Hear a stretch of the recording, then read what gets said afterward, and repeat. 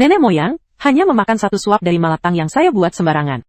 Kekuatan yang awalnya tertidur selama 1000 tahun tiba-tiba terobosan di tempat, tapi kalimat pertama yang dia ucapkan setelah membuka mata, membuatku langsung kaget. Bocah!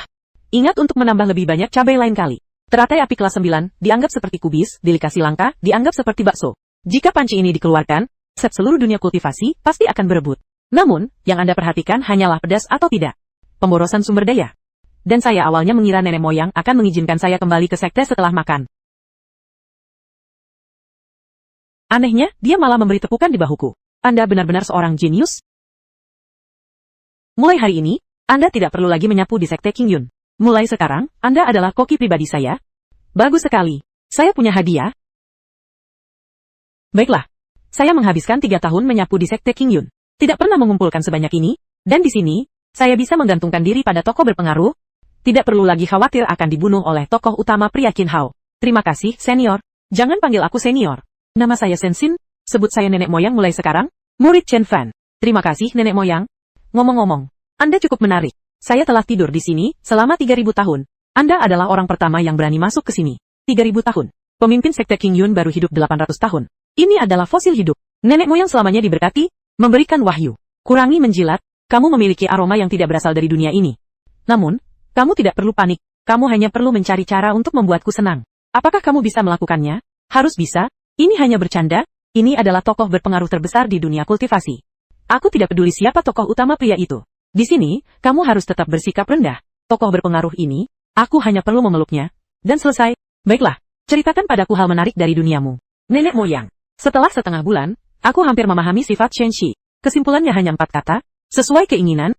Sehari sebelumnya, dia bahkan memintaku untuk membuatkan barbeque dengan hati Phoenix. Sehari setelahnya, dia memintaku untuk menemaninya bermain catur dengan alat sihir kuno. Jika kalah, aku harus membuatkan meja dewa untuknya. Namun, hidup ini terasa cukup stabil. Dan aku mengira dengan memasak dan bercerita setiap hari untuknya. Hidup ini akan bisa berjalan dengan nyaman. Tak pernah kupikir tokoh utama pria, dalam cerita asli, akhirnya datang menemuiku. Pada hari itu, aku sedang menceritakan kisah ribut di surga kepada Xianxi. Kaisar Yu di tempat kalian juga terlalu lucu. Bahkan bisa dipukul oleh monyet sampai terjebak di bawah meja. Seseorang datang, seseorang yang bisa menarik perhatian nenek moyang, pasti bukan murid biasa. Seorang bocah yang baru saja tinggal di ayam. Berputar-putar secara sembunyi-sembunyi di luar selama 3 hari. Teman sehidup semati, tidak mungkin serendah itu kan? Hitung-hitung waktunya. Kinuruk kuasai dia, habukina. Habita gugil traolitaha, habukina bukine hilila. Habukina bukilila hau. Habita bagita bukina bukine niaya. Habita diaha, habita bada bagita muidakuya. Setelah tinggal di ayam, dia akan datang ke belakang gunung untuk mencari kesempatan. Kemudian secara tidak sengaja mendapatkan warisan dari seorang yang hebat. Sejak saat itu, ia terbang tinggi. Nenek moyang itu seperti apa?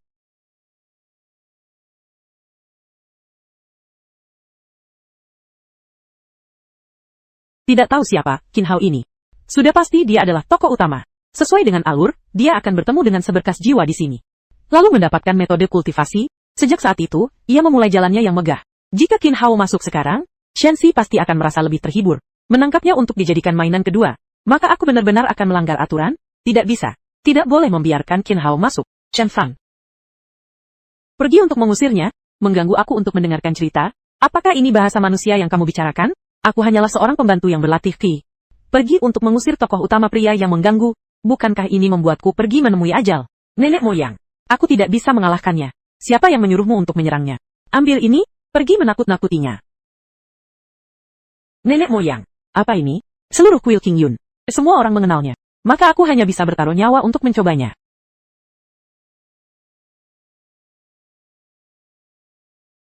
Siapa kamu? Siapa aku tidak penting? Tempat ini bukan tempatmu untuk datang. Cepat pergi. Bukankah kamu pembantu penyapu kuil itu? Hanya seorang pembantu biasa, mengganti pakaian, dan berani menghalangi jalanku. Aku bukan menghalangimu. Aku menyelamatkanmu. Ini adalah tempat terlarang kuil. Jika kamu melangkah 1 langkah lagi, pasti akan terjerumus dalam kesengsaraan. Omong kosong. Saya merasakan adanya peluang di sini. Jangan harap bisa menipuku. Buka matamu lebar-lebar, dan lihat dengan jelas. Apa ini? Bagaimana kamu bisa memiliki perintah Zuxi? Perintah Zuxi? Shenji? Tampaknya nama nenek moyang benar-benar mengesankan. Mengapa saya bisa memiliki? Kamu tidak memiliki hak untuk tahu. Sekarang, masih perlu masuk.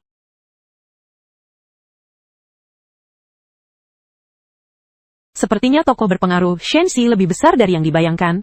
Murid kurang peka dengan situasi. Tidak tahu ini adalah tempat meditasi nenek moyang barat. Mohon kerelaan senior.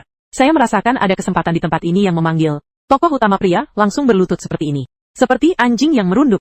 Mengingat ini adalah pelanggaran pertamamu. Kali ini anggap saja selesai. Jika ada lagi kesempatan, saya tidak akan memberi ampun. Cepat pergi. Aku. Murid ini akan pergi sekarang? Akhirnya bisa mengusir malapetaka ini. Bagus sekali dalam berakting. Nenek moyang, Anda sudah melihat semuanya, terutama kalimat buka matamu yang lebar. Sangat berwibawa, saya benar-benar terburu-buru. Kamu terlihat sangat takut padanya. Tidak, tapi detak jantungmu berbohong. Dia adalah tokoh utama. Melihat Shenxi dengan wajah bingung, saya pun langsung membuka semua, menjelaskan apa itu tokoh utama dan tokoh pembantu kepadanya. Tidak tahu sudah berapa lama berlalu. Shenxi akhirnya mulai mendapatkan kembali kesadarannya. Kemudian dia bertepuk tangan dengan gembira. Menarik. Jadi, selama kita mengikuti dia, maka banyak hal menarik yang terjadi. Nenek moyang, kamu ingin melakukan apa? Mulai hari ini, kesenangan baru kita adalah mengamati tokoh utama.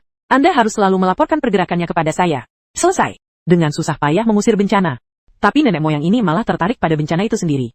Kehidupan santai saya, benar-benar tidak ada harapan lagi. Sejak saat itu, setiap hari berikutnya, saya tidak hanya harus memasak dan bercerita tepat waktu. Tetapi juga seperti paparazzi, terus-menerus mengawasi setiap gerakan Qin Hao di cermin air. Nenek moyang, Qin Hao gua dihukum oleh kakak seniornya hari ini. Tetapi tatapannya jelas menunjukkan ketidakpuasan. Nenek moyang, Qin Hao berlatih di belakang gunung hari ini. Dan terkena wajahnya oleh seekor kelinci. Qin Hao ini, hatinya cukup baik. Tetapi kepalanya tidak berfungsi dengan baik. Teknik yang dia latih penuh dengan celah. Lambat laun akan membuatnya tersesat dalam kultivasi. Kelinci itu adalah cucu dari Raja Kelinci di belakang gunung. Dia memilih kelinci yang salah. Dan ini berlangsung lebih dari sebulan. Laporan setiap hari membuat saya kelelahan secara fisik dan mental. Sampai pada hari ini, Qin Hao entah bagaimana mendapatkan keberuntungan yang luar biasa.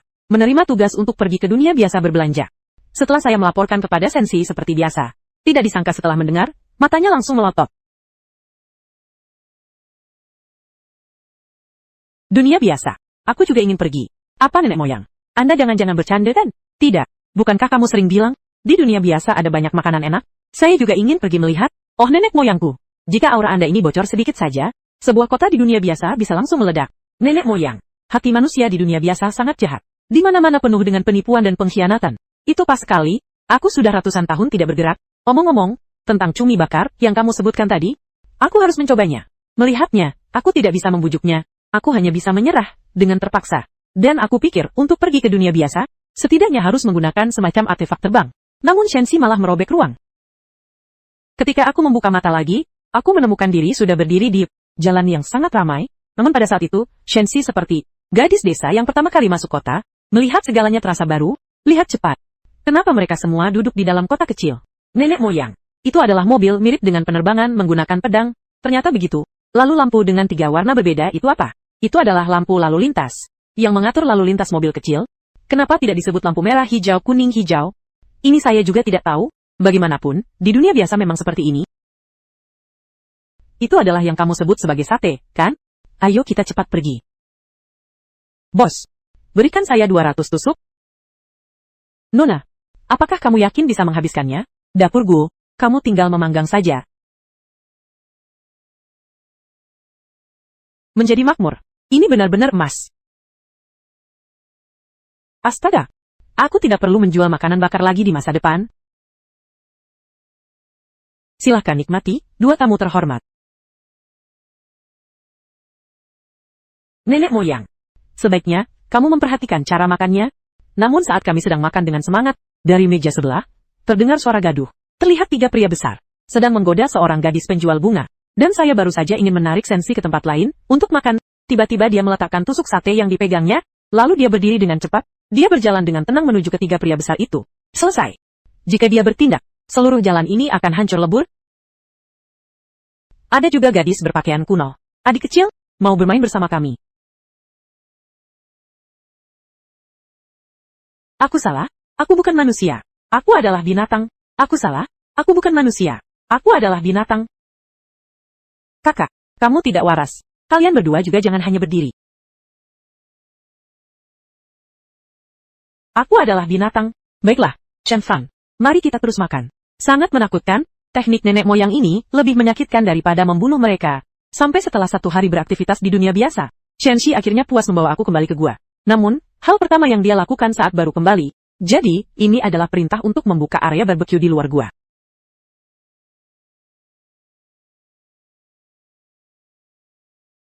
Menggunakan api sejati dari 3 rasa untuk memanggang sate. Ini adalah sesuatu yang unik dari saudari kultivasi. Pada siang hari keempat, saya baru saja memberi banyak bumbu pada sebuah bola spiritual. Saat saya bersiap untuk mulai memanggang, tiba-tiba, Qin Hao di dalam kristal memiliki suara yang menggugah hati. Dia baru saja kembali dari dunia biasa setelah berbelanja. Lalu, dia menerima sebuah tugas baru. Pergi ke kolam dingin di belakang puncak sekte. Memetik sebatang tanaman es hati. Selesai. Di dalam catatan, Qin Hao sebenarnya sedang memetik tanaman es hati ketika dia bertemu dengan tokoh wanita utama yang sedang mandi di kolam dingin. Luo Qingru adalah tokoh wanita yang membawa sial bagi siapapun yang terhubung dengannya. Kemudian, tiba-tiba, muncul monster dari air yang melilit tokoh wanita utama. Kuei Stasukin, Habi Kitubinu berjuang, tanpa rasa takut, untuk menyelamatkan tokoh wanita utama. Sejak saat itu, keduanya terikat dalam takdir yang tidak terpisahkan. Qin Hao adalah tokoh utama pria yang bisa membunuh saya dengan 1 tamparan. Luo Qingru adalah tokoh wanita utama yang membawa sial bagi siapapun yang berdekatan dengannya. Betapa malangnya, nenek moyang. Jadi Qin Hao akan menemui tokoh wanita utama. Tua tinggi itu dia, Luo Qingru, yang penuh dengan sifat ibu yang berlebihan. Itu dia. Cepat pergi lihat.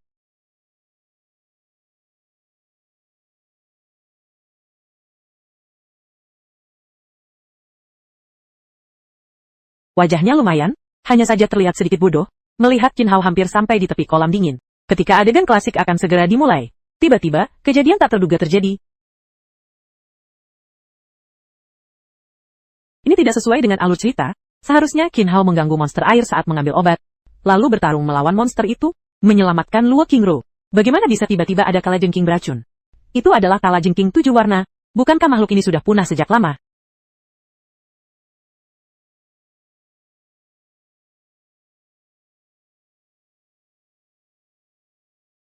Luo Qingru, ini akan menjadi kematianmu sebelum misi selesai. Qin Hao masih memiliki jarak yang cukup jauh dari sini. Tidak ada waktu untuk menyelamatkan, tidak bisa. Tokoh wanita utama jadi mati seperti ini.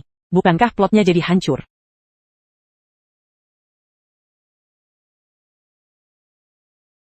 Harum memang enak, tapi ini juga tidak benar. Kenapa saya yang jadi pahlawan menyelamatkan kecantikan? Terima kasih banyak atas bantuanmu, kakak saudara. Bolehkah saya tahu nama lengkap kakak saudara? Penggemar Qin? Tidak, Chen Fan. Selesai. Dengan ini, bahkan jika saya melompat ke Sungai Kuning saya tidak akan bisa membersihkan diri. Luo Ximei, apakah kamu baik-baik saja? Kakak saudara, saya baik-baik saja. Berkat kakak saudara Chen. Astaga, saya benar-benar tidak sengaja. Saya hanya seorang yang lewat. Kamu lagi, wakil murid ini? Jangan lupa, ini bukan daerah suku barat. Seorang wakil murid bisa berlari secepat ini. Karena Ximei tidak apa-apa, saya pamit dulu. Untung bisa lari cepat. Kalau tidak, Qin Hao pasti tidak bisa menahan diri untuk tidak menampar saya sampai mati. Tokoh utama Qiyun sudah direbut oleh dirinya sendiri. Dia bisa tidak marah. Pahlawan menyelamatkan kecantikan. Bagus. Leluhur, jangan menertawakan saya. Kenapa Anda tidak bertindak tadi? Itu benar-benar kalajengking berbisa. Bukankah ini cukup menyenangkan? Leluhur, sekarang saya telah benar-benar memutus garis merah mereka. Bagaimana plot ini akan berjalan? Takut apa? Plotnya menyimpang. Kita bisa memperbaikinya lagi, kan? Atau saya membuat plotnya lebih menarik lagi. Kakek tua ini tidak peduli dengan masalah yang semakin besar. Saya sudah benar-benar berubah menjadi mainan sial di tangannya. Namun, bencana datang bertubi-tubi. Sejak terakhir kali menyelamatkan Luo Qingru, hidup saya tidak pernah tenang lagi. Setiap hari setelah berlatih, hal pertama yang dia lakukan adalah berlari ke belakang gunung untuk mencariku dan membawakan saya berbagai camilan. Tapi saya tidak berani menerima satupun. Bagaimanapun, tatapan Qin Hao terhadap saya semakin menakutkan setiap harinya. Seolah-olah saya adalah musuh yang membunuh ayahnya. Jadi saya hanya bisa meminta Shen Si untuk menyembunyikan saya. Namun, yang tidak saya duga adalah Shen Si semakin merasa senang. Dia bahkan mengajari saya teknik transformasi secara langsung. Suatu hari, Luo Qingru tetap datang membawa camilan. Tapi dia mencariku di belakang gunung sepanjang hari dan tidak menemukan saya. Akhirnya, dia dengan sedih memeluk sebatang bambu dan menangis sepanjang malam. Tanpa dia ketahui, bambu itu adalah saya yang berubah. Saat itu, saya bahkan tidak berani bergerak. Saudara-saudara sekleregi saya di sekte juga mulai memperhatikanku. Sudahkah kamu mendengar? Chen Fan, seorang murid pelayan, ternyata bisa menyelamatkan Luo Qingru dari tangan kalajengking berbisa. Ini tidak mungkin kan? Kecuali dia berpura-pura lemah di sekte. Itu di luar pengetahuanku. Pokoknya, saat aku bertemu Chen Fan lagi, harus bersikap sopan. Itu sudah pasti. Mungkin dia adalah seorang yang hebat dan tersembunyi. Nyonya, tolong jangan menyusahkan saya hanya ingin hidup tenang dan menjadi orang yang tak terlihat. Setengah bulan kemudian, masalah akhirnya menemuiku. Lagi pula, nanti kita akan bertemu dengan Chen Fan. Cepat keluar ke sini.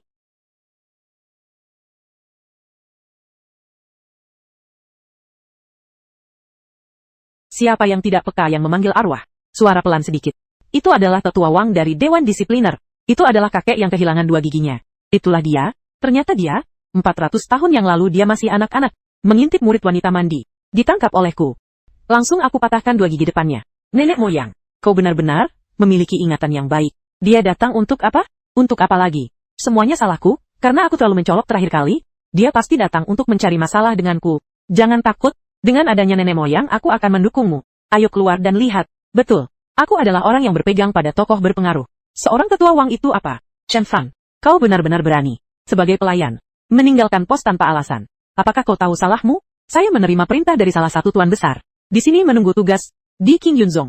Perintah siapa yang bisa lebih tinggi dari Dewan Disipliner? Chen Fan. Jangan berpura-pura bodoh di sini.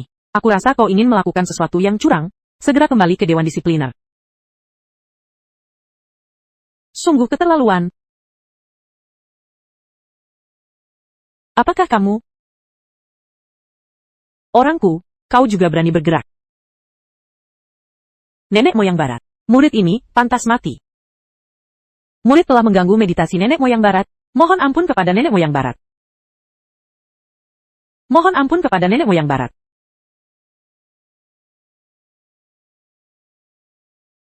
Tetua Wang. Kau sebenarnya ingin mati, bagaimana? Minta ampun, nenek moyang. Murid tidak akan berani lagi, murid ini akan pergi sekarang. Sudahlah, jangan ganggu saya lagi di lain waktu. Akan saya buat kamu menjadi pil manusia. Murid patuh pada perintah. Murid ini akan pergi sekarang. Terima kasih nenek moyang, sudah cukup, orangnya juga sudah diusir. Hari ini kita makan apa? Kembali, nenek moyang. Hari ini, kita makan ayam panggang. Ingat untuk menambah banyak cabai. Nenek moyang, meskipun saya yang menganggur telah berpindah tempat, cara lain. Tapi itu juga tidak buruk, sama sekali tidak terduga. Sejak tetua Wang diusir oleh Shenxi, posisi saya di sekte juga perlahan berubah.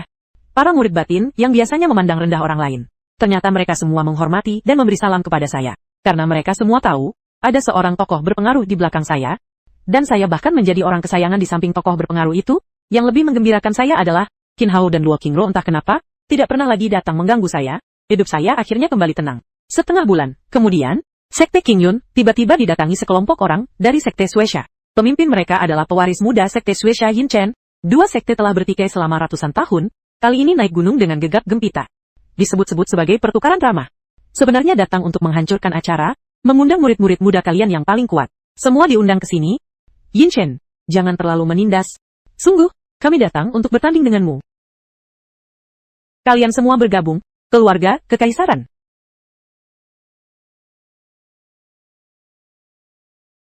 Sangat menjengkelkan. Tapi ini adalah pelatihan bagi generasi muda. Kami tidak boleh bertindak kasar. Anak lelaki dari sekte darah liar ini, agak gila, ya? Memang gila sih. Di sini, Yin Chen adalah sedikit penjahat mantan istri. Tugas khususnya adalah memberikan pengalaman kepada tokoh utama pria. Ternyata memang benar. Tak lama kemudian, kuda hitam sekte King Yun, Qin Hao, muncul. Meskipun tingkat kultivasinya agak rendah di istana ini, namun, dengan aura ras dan metode yang didapat dari berbagai pengalaman, dia berhasil bertarung dengan Yin Chen, hingga sulit untuk mundur. Yang penting adalah kombinasi serangan lain yang membuat Yin Chen terbang dan mengeluarkan darah. Seketika seluruh sekte King Yun meledak dengan sorakan yang menggema. Qin Hao akhirnya menjadi pahlawan seluruh sekte. Kemenangannya sangat memalukan. Pertarungan sejati adalah satu serangan untuk mengalahkan musuh. Seperti yang saya lakukan ini.